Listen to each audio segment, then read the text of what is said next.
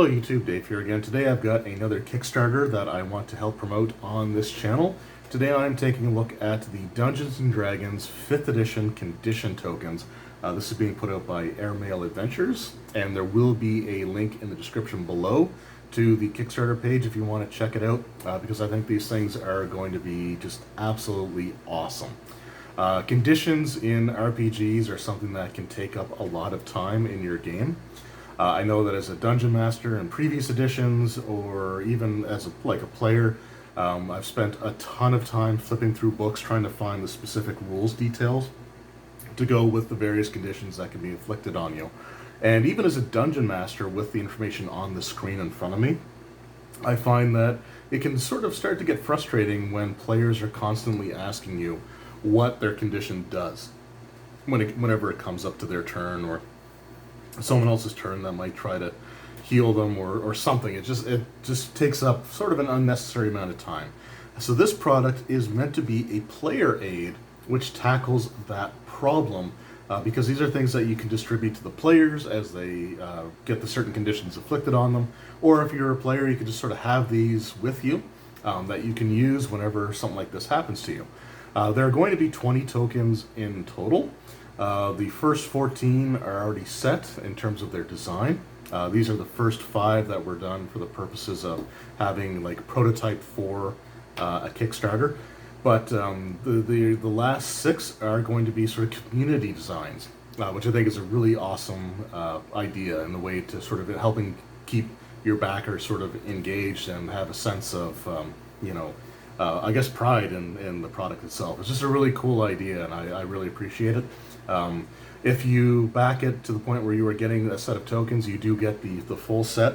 So the conditions themselves are not hidden behind stretch goals, but there are stretch goals in place. Now the final one is to have the tokens themselves done on a different, or a sturdier or thicker material here, but these are actually done on poker chips, and they have a very, like, even these standard ones have a very nice feel to them. They feel very sturdy. They have some decent weight to them. So these by no means feel like a cheap product, but I guess the final stretch goal is to have the heavier chips. So it says like the token set would weigh like half a pound or something like that. Pretty interesting, and like I said, definitely check those out, and I hope that all of the goals are met, because like this looks like a really cool product. So what I'm going to do is going to go over the 5 tokens that I have here, and if you want to see the other ones, like I said, check them out on the Kickstarter page, link in the description. So we're just going to go through them here. One of the things that I really like about these tokens, honestly, is just the visual, just the visual design. They are very eye-catching, and you are not going to forget if you have a condition on you with these tokens. With great choices of complementary colors, really cool artwork, just overall really impressed with these. So the first one we got here is Unconscious, and you got the sleeping character there with the Zeds coming off, like the typical like cartoony sleep thing, which I love it. I love that artwork. I think it looks great. And then on the back, the rules text is done in a very concise but clear manner, and it is very easy to read. Like, so they do very well with the color schemes to make it so that you can really easily read everything. You're not squinting, or they're not sort of blending into each other. And my eyesight's not as good as it used to be. So for me, like, these are clear as day, which is awesome. So for Unconscious, it says you cannot take actions or reactions. You're unaware of your surroundings, and you drop whatever you're holding. Now, this is something that I always forget when I'm running my D&D games or as a player. I always sort of forget that you do actually drop what you're holding. So depending on what you have in your hand, it could be damaged or broken, or it may take some more of your movement to pick that item up. So it's just sort of things like that to keep in mind, which I will have to do better at in the future.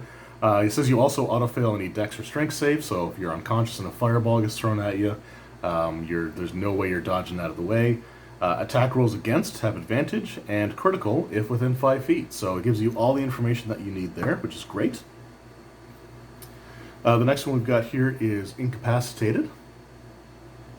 Again, I know with the light on that I have to help everything, just sort of show up better. It does kind of affect the colors, but this is sort of a lightish purple color. You've got a darker purple for the ring, and then you have a yellow color sort of in the center there, which is also the same yellow color that we have on this chip here. So it just may not show up, unfortunately, with the light on, but I do have to record these late at night, so the light still definitely makes a big difference. So here we have Incapacitated, and the artwork is you have this warrior who is so weakened they can't even manage to pull themselves to their feet. They're just like leaning against their sword, basically.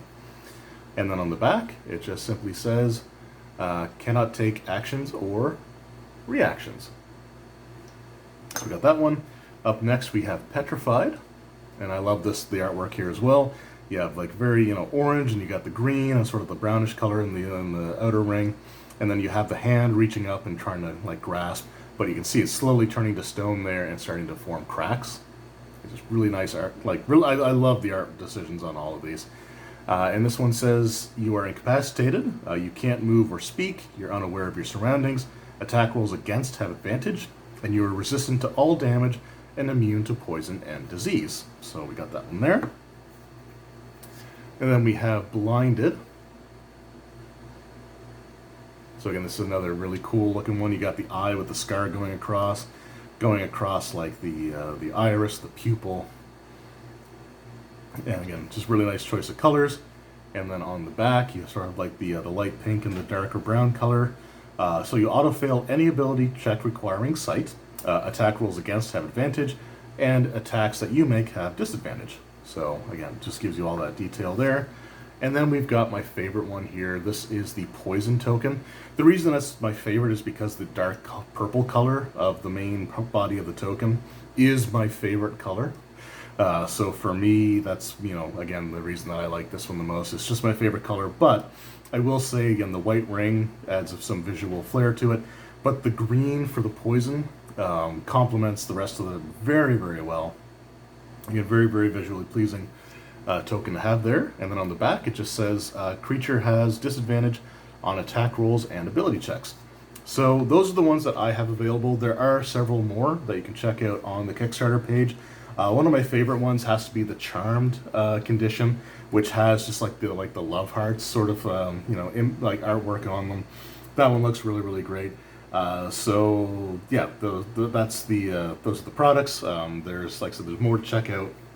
So please click the link in the description and head on over there and check out the Kickstarter, because I think this is going to be a really, really fantastic product. One last thing also that I think is a really nice detail or nice touch is that if you are using miniatures, the tokens are designed in such a way that you can take any sort of standard medium-sized or small-sized miniature and place it directly on the token, so that you can have that information. You can see that you're looking down on the battlefield, and you can see exactly what conditions yourself as a player has, or what the other players might be able to see what conditions you have, and plan their moves accordingly.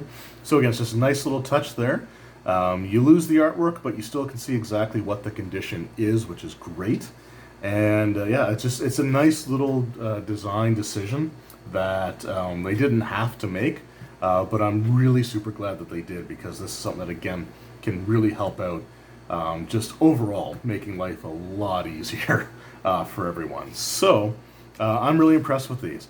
I also, like I said, I love the fact that they're on poker chips. I think it's just sort of a unique kind of style, something that you don't see. Like a lot of times you'll see different cards or different objects like that being used for conditions, but this is just sort of a unique concept, and I really, really love it.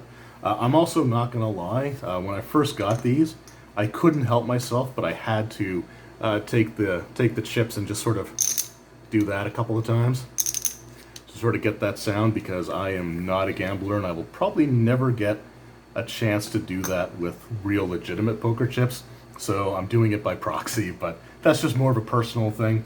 But like I said, I do love it. They're very high quality, and I wish Chris nothing but the best, and hope for the greatest level of success that they could possibly achieve with this, because this is a really cool idea. So head on over there and check it out for yourselves. Anyway, thank you guys very much for watching. I hope you enjoyed. I hope you check it out. and I will see you next time. Take care.